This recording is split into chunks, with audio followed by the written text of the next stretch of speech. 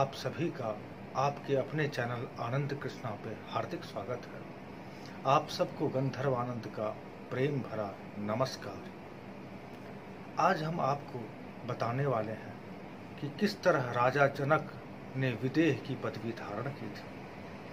अगर अब तक आपने हमारे चैनल को सब्सक्राइब नहीं किया है तो सब्सक्राइब कर लें, साथ ही बेल आइकन दबाना ना भूलें ताकि हम जब जब भी वीडियो लाएं तो उसका नोटिफिकेशन सर्वप्रथम आपके पास पहुंचे। मित्रों, एक बार की बात है, महर्षि कहोड के पुत्र अष्टावक्र जनक के दरबार में प्रवेश करते हैं और जनक को ज्ञान की बात कहते हैं। इससे पहले हम आपको महामुनि अष्टावक्र के परिचय से संक्षिप्त रूप से लाभान्वित करें। महर्षि कहोड के पुत्र अष्टावक्र जब गर्भ में थे तब अपने वेद पढ़ते हुए पिता को उन्होंने गर्भ से ही कहा था कि पिताश्री, आप क्या गलत सलत ज्ञान की बातें पढ़ रहे हैं। ये ज्ञान की नहीं बल्कि ये तो अज्ञान की व्याख्या करते हैं, इसमें ज्ञान की तो कोई बात ही नहीं है। इस पर उनके पिता कहोड आग बबूला हो गए और उन्होंने बच्चे को श्राप दिया कि जब तू गर्भ में ही इस तरह की बात करता है तो बाहर निकलने पर तेरा क्या हाल होगा, इसलिए तू 8 जगह से टेढ़ा मेढ़ा हो जा। और हुआ भी यही। जब अष्टावक्र ने जन्म लिया तो अपने शरीर में वो 8 जगह से टेढ़े मेढ़े निकले। मित्रों, फिर राजा जनक ने बड़े कातर भाव से उनसे प्रार्थना की कि वो उन्हें ज्ञान की बात कहें। तो अष्टावक्र महामुनि ने जो राजा जनक को विदेह बनाया अपने ज्ञान गंगा से, और जो ज्ञान गंगा से उन्होंने राजा जनक को स्नान कराया वह अष्टावक्र महागीता के नाम से विख्यात हुआ। कोई साधारण महागीता नहीं है। जिस डंके की चोट के साथ अष्टावक्र महामुनि ने ज्ञान की बात कही है वो किसी के हिम्मत की बात नहीं है। बिल्कुल उन्होंने खुल करके जो ज्ञान की बात कही वह परम सत्य है। अब अष्टावक्र मुनि ने जो कहा वह सुनिए। राजा जनक प्रश्न करते हैं कि हे महामुनि, ये ज्ञान क्या है, ये संसार क्या है, मुक्ति कैसे प्राप्त होगी, ये सुख दुख क्यों हो रहा है, इत्यादि। महर्षि अष्टावक्र कहते हैं कि मुक्त होना चाहते हो तो राजन विषय वासनाओं का और इस संसार की आसक्ति का विष के तरह त्याग करो। हे राजन, तुम न पृथ्वी हो, न जल हो, न अग्नि हो, न वायु हो, न आकाश हो, और ये सुख दुख और संसार ये तुम्हारे नहीं है, और न तुम इन सब से बने हो। तुम्हारा निर्माण किसी वस्तु से हुआ ही नहीं। तुम तो सदा हो, सदा मुक्त ही हो, और ये विषय तुम्हारे भी नहीं है, ये तो केवल मन के विषय है, और मन भी तुम्हारा नहीं है। मन का एक अलग स्वभाव होता है। तुम तो स्वतः शुद्ध बुद्ध बोध स्वरूप और मुक्त हो।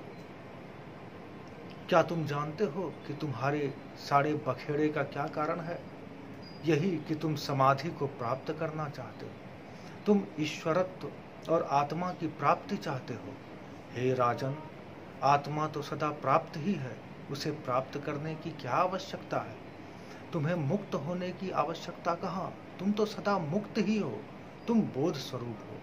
जो भला मुक्त है उसे मुक्ति की क्या आवश्यकता है? तुम ध्यान और समाधि के लिए प्रयास करते हो। तुम्हारा यही प्रयास तो तुम्हारे दुख का कारण है। हे राजन, मनुष्य जब तक इस संसार में भटकता रहता है वह उसे ही ढूंढता रहता है जो स्वयं वह है। जो तुम स्वयं हो उसी को ढूंढ रहे हो, वो कभी प्राप्त नहीं हो सकता। इसीलिए सदा कॉन्ट्रडिक्शंस रहता है। हम भी यही देखते हैं। किसी भी धर्म में जब हम देखते हैं तो ऐसा ही होता है कि फाइनल बात पता चलता ही नहीं, और बहुत लोग इसी कारण नास्तिक हो जाते हैं, बहुत लोग आस्तिक रहते हैं। ये आस्तिक और नास्तिक दोनों होना बेकार है।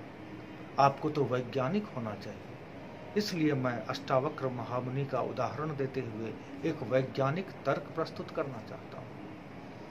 जब हम रात में स्वप्न देखते हैं तो हम वहाँ स्वयं प्रकाशित कर लेते हैं उस संसार को। वहाँ सूर्य नहीं है, हमारे स्वप्न को सूर्य नहीं प्रकाशित करता तो क्या हम स्वयं उसे प्रकाशित नहीं करते? भले ही स्वप्न का कोई निश्चित विज्ञान नहीं होता और इस संसार का एक निश्चित विज्ञान है, किंतु स्वप्न में हम सार्वभौम सम्राट बन जाए अथवा कुटिया में जीवन बसर कर लें, जगने के बाद तो एक ही स्थिति होती है और बिस्तर पर हमारा शरीर लेटा हुआ होता है। इसी तरह इस संसार से छूटने के बाद, संसार को छोड़ने के बाद हमारी स्थिति वैसी ही हो सकती है। अब जनक जी कहते हैं कि अगर अज्ञान के कारण यह संसार हुआ है तो फिर हमें ज्ञान प्राप्त होने के बाद भी तो देखते हैं कि संसार रहता है। अष्टावक्र महामुनि कहते हैं निस्संदेह संसार रहता है, क्योंकि यह अज्ञान अनंत है। जिस तरह 10 व्यक्ति स्वप्न देख रहा है और 2 व्यक्ति उसमें से जाग गया तो 2 व्यक्ति के लिए तो वो निवृत्त हो गया, लेकिन 8 व्यक्ति के लिए तो वो स्वप्न ही है। तो इसी प्रकार यह संसार भी इसी तरह है। जो जाग गया, जो अपने बोध में आ गया, उसके लिए तो कुछ नहीं रहा, किंतु जो अज्ञान में है, जो जीव अज्ञानी है, वो जब तक जागेंगे नहीं तब तक तो उसके लिए ये स्वप्नवत संसार मिथ्या ही रहेगा, जो सत्य सा प्रतीत होगा। यह बात तो भगवान ने श्रीमद् भागवत पुराण में भी कही और भगवत गीता तो इसी ज्ञान से भरा पड़ा है। तो अष्टावक्र महामुनि कहते हैं कि हे राजन, तुम खुश हो जाओ, क्योंकि तुम मुक्त ही हो। तुम मुक्त ही हो, न तुम्हें भगवान की आवश्यकता है, न तुम्हें संसार की आवश्यकता है, न तुम्हें समाधि की आवश्यकता है। तुम खुश रहो यह सोचकर कि तुम स्वयं मुक्त हो और तुम जिसे ढूंढ रहे हो, तुम जिसकी भक्ति करना चाह रहे हो, वो भी तुम स्वयं ही हो। मित्रों, अष्टावक्र महामुनि थे और बहुत महान ऋषि हुए हैं, और जिस तरह से खुल करके उन्होंने सत्य को आगे लाया, उतने स्वर से किसी ने नहीं लाया। भगवान श्री कृष्ण ने भगवत गीता में लाया है, लेकिन उन्होंने कर्म, ज्ञान, भक्ति सभी रूपों से मनुष्य को प्रेरित किया है कि वो आत्म प्राप्ति कर सके, क्योंकि यह मनुष्य सरल से सरल कार्य करना चाहता है, उसके लिए कठिनाई भाती नहीं मन को। इसीलिए भगवान श्री कृष्ण ने समन्वय का सिद्धांत स्थापित किया है, किंतु अष्टावक्र ने समन्वय नहीं किया, डंके की चोट पर कहा है कि ये सत्य है तो यही सत्य है और यही तथ्य है। और इसमें एक वैज्ञानिक प्रामाणिकता मैंने आपको स्वप्न के दर्शन से दे दिया। पूरा शास्त्र स्वप्न दर्शन से भरा पड़ा है।